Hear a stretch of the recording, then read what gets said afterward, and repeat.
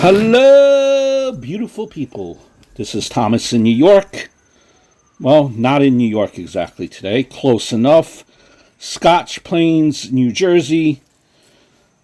Hillside Cemetery. Here to pay our final respects to an individual you might be familiar with, Dudley Stewart John Moore, or Dudley Moore. Now, Dudley Moore was born in April of 1935. He passed away in March of 2002 from pneumonia. English actor, comedian, musician, composer. First really came to prominence in the UK, a leading figure in the British satire boom of the 1960s. He was one of the four writer performers in Beyond the Fringe from 1960 to about 1964. So during that time, from 1960 to 1964, he was teamed with Peter Cook before, again, he found solo success, as the giddy star of Hollywood comedies, like 10, which was in 1979, and Arthur, perhaps in 1980, probably his best role, I would say. With Cook, he was the internally put upon sidekick, kind of the butt of his taller, more verbally vicious partner's taunts, as well as his best sounding board. But after the duo split in the 1970s, Moore became more like of a, how should we say it, unlikely romantic hero. And I'll explain why he was considered a unlikely romantic hero. And one given the frequent pratfalls in American comedies. He was believe it or not, a classically actually trained pianist as well. But just a brilliant brilliant mind for comedy. Now, when I say that Dudley Moore was like an unlikely Hollywood star, that's just because of like the way Hollywood is, right? Dudley, with Hollywood stars, you picture them tall, tall, handsome, beautiful, muscles, beautiful teeth, yada, yada, yada. Dudley wasn't, Dudley had some hardships growing up. Dudley had it rough. He was 5 feet 2 inches. He had a club foot, and that required him wearing a special shoe to kind of compensate for the fact that his left leg was about half an inch shorter than his right. So when you look at it, right, in Hollywood, all in all, not exactly the typical, combination for a Hollywood sex symbol. Yet that's what he became. His just comedic skills, masterful musical ability propelling him from, it just propelled him in a different stratosphere. Just look at his works, just a true talent. And, when Dudley was born, his mother's first response, apparently based on the biography, unauthorized biography of Dudley Moore by Barbara Paskin. His mom said it wasn't with delight. It was more of like denial. This isn't my baby. This isn't my baby. She screamed, refusing to believe that the deformed child could be hers. So she became overwhelmed with feelings of guilt, anxiety, depression, which subsided over time, but never really entirely vanished. And that understandably fostered a mother-son relationship that was somewhat, what would most say, far from what most would consider to be the norm. When Moore grew up older, for example, his mother candidly told him that She considered killing him when he was an infant for his own good, she'd explain, in order to spare him the painful life that she envisioned ahead from him. She said, I would suffer unbearably, Moore once told Paskin, but obviously it was the pain that she was going to suffer. Feeling as she did that she was on trial for producing, a hunchback, end quote. So there are, numerous surgeries to but pretty much throughout all of Dudley's childhood, he had surgeries to try to correct his club feet, but it's just so it's a very painful, in and out constantly. But when he's going through all of this, he just, through his childhood, he's saying that he's experienced like a coldness from his parents. And what he really just wanted was missing was just some type of affection, or like a kiss goodnight, for example. And they all kind of like made clear to him, like, this is what he was wanting, this is what he was missing. When the nurses gave him a goodnight kiss, something that his own mother never did. That single type of moment of affection is something that he was missing during his childhood.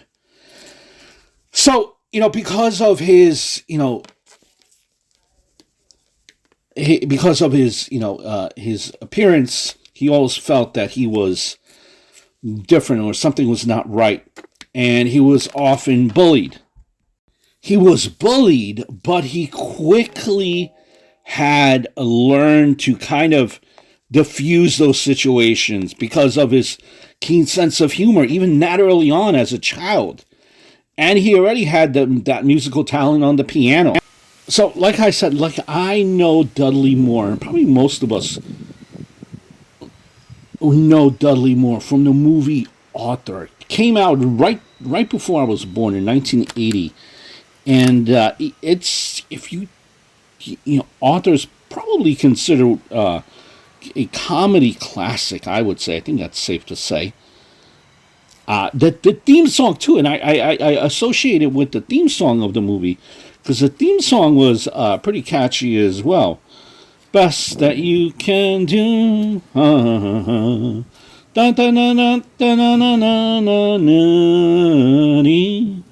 Sorry. But that was best that you could do. That was the theme song for the movie Arthur. So Arthur starred Dudleymoore. He was like kind of, and there we see the grave of Dudleymoore. So Dudley, Arthur, he was a wealthy New York City alcoholic, kind of a playboy who comes to a point where he must choose between an arranged marriage to a witch heiress or his love for a working class waitress, Liza Minnelli, right? To keep his inheritance, which was supported by his witty butler. Hobson was the butler. Now, Dudley had developed something called, hopefully I'm pronouncing it right, supranuclear palsy, which is a rare brain disease, and it's not unlike Parkinson's. First kind of signs surfaced in 96. And he was like been cast in a movie with Barbra Streisand, Mirror Has Two Faces. And he was fired from that because he couldn't remember his lines. He then went on to do some type of a tour in Australia where he was playing along a concert pianist. When he began difficulties, trouble playing the piano. Gee, I could speak, right? So remember that he was a great pianist, and all of a sudden he can't play the piano. That kind of led to his diagnosis. 1999, he went public with his diagnosis. And when he went public, he had hope. He expressed hope that others with the same kind of condition, which often went undiagnosed, could understand the truth behind their troubling symptoms. His classic statement was infused with his classic humor. I understand that one person in 100,000 suffers from this disease, and I am also aware that there are 100,000 of my union, the Screen Actors Guild, who are working every day, he said as reporters by the BBC. I think, therefore, it is in some way considerate of me that I have taken on the disease for myself, thus protecting the remaining 99,999 SAG members from this faith. He had displayed a wide range of symptoms, slurring his words, difficulty with motor function, and problems with balance.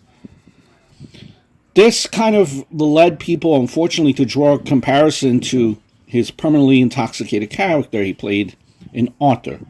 People started saying I was drunk on stage. It was dreadful, he said, via the BBC. And this is the period of when he was first diagnosed to announcing it public in 1999. So he did keep it a secret for a while.